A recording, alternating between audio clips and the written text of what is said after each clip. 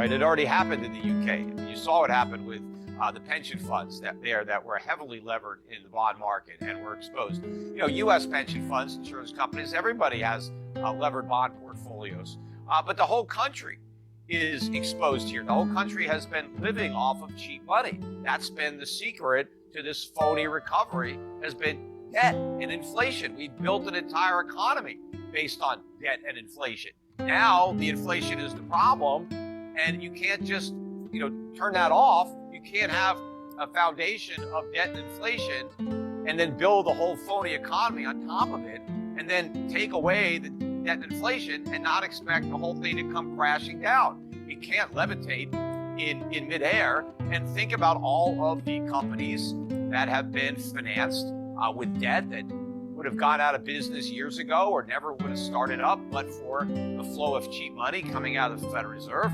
You take that away and everything implodes, and the jobs go along with it. But we've had tremendous malinvestments over the last decade or more when interest rates have been artificially low. We haven't saved enough. We haven't invested enough in real plant and equipment. All we've done is spent borrowed money, and we speculated. We funded all kinds of crazy ideas. One of them, unfortunately, is what you're into, in cryptocurrencies, in Bitcoin. I mean, all this stuff is malinvestment. All these companies that are in the crypto space, they're all going bankrupt. You just told me you're headed out to Europe. You're going to all these conferences. You're going to conferences. All of this is a complete malinvestment. All of it is going to implode. It is all nothing. It is all part of the bubble. There's all kinds of tech companies too that are going to be imploding because we weren't doing what we were supposed to do, thanks to the Fed and other central banks and governments.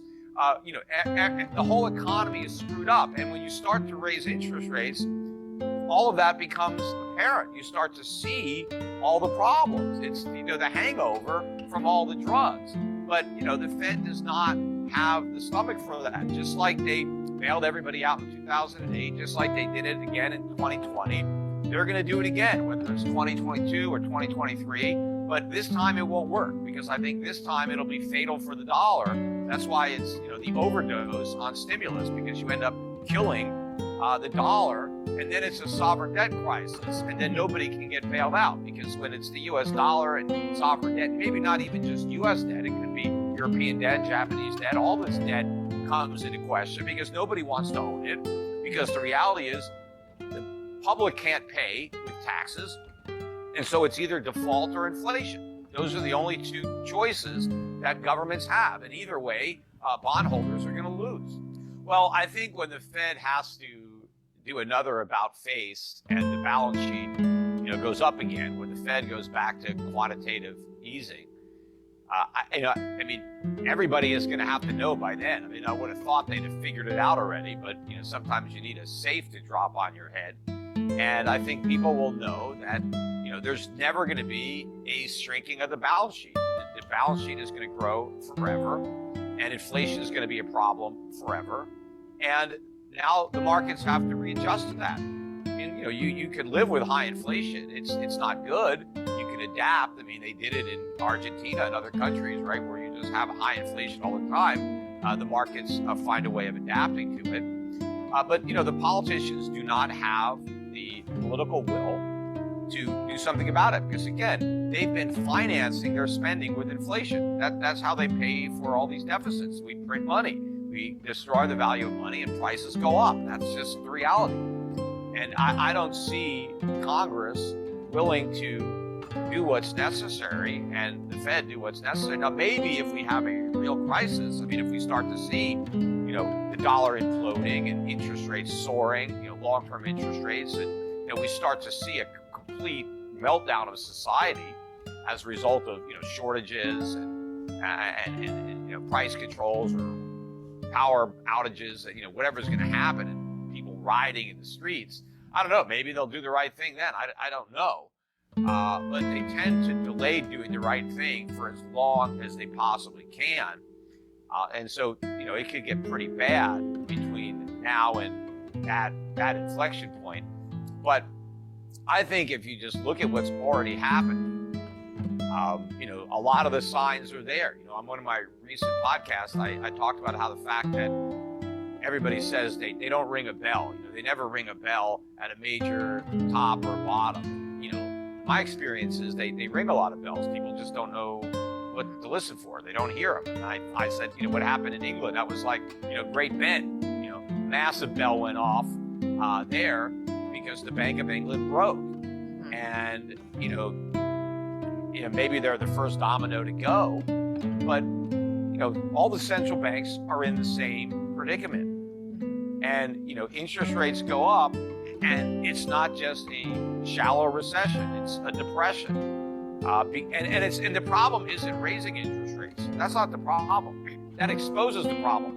The problem was lowering interest rates in the first place and leaving them there so long and allowing all this debt to build up, allowing all the malinvestments and the misallocation of resources, because now we have this gigantic mess that needs to be cleaned up.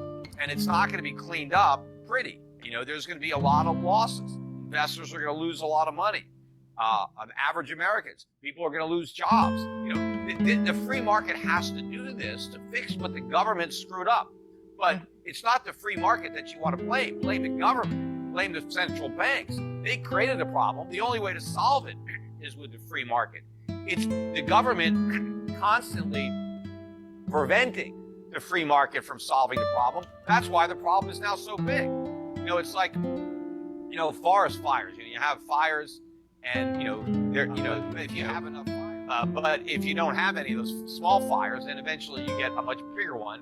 Or same thing with earthquakes. You have a bunch of little earthquakes, and then you don't have the big earthquake. You can release some of the stress from the fault or whatever. But the Federal Reserve never allows any of these recessions to run their course. They never allow the market to really purge the economy of the excesses, get rid of the companies that need to fail so we can make room for those that need to succeed. Instead, the government just bails everybody out, props up companies that should fail, replaces one bubble with a bigger bubble, and the economy never really heals. And so now, we're going to have, 10 on the Richter scale kind of economic earthquake as a result of these imbalances that have built up because government has stopped it. And what's amazing is that so many so-called experts, in academia, on Wall Street and government, they still don't get it. The reason that I knew the 2008 financial crisis was coming is because I understood the mistakes that were made that led to the bubble that made that crisis inevitable. Well, all the people that were laughing at me in 2006, 2007, that had no idea what was about to happen, they're the same guys that are just as clueless today. They don't understand that everything the Fed has done since the 2008 financial crisis was a mistake, as they were, complimenting them. Ben Bernanke was the hero. He was on the cover of magazines. He saved us. He didn't save us. He's the reason that we're in so much trouble. Him and then Janet Yellen and the policies that they pursued instead of pursuing free market sound money policies.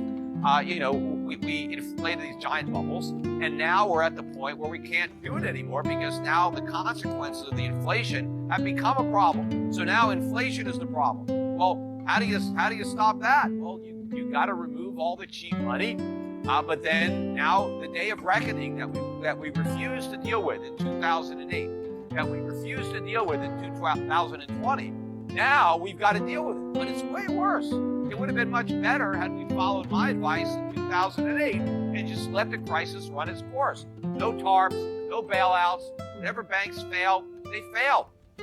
People lost money, they lost money. Let the foreclosures go through. It would have been much better to have sucked it up and bitten the bullet in 2008 than have to endure where we're headed now. It's way worse.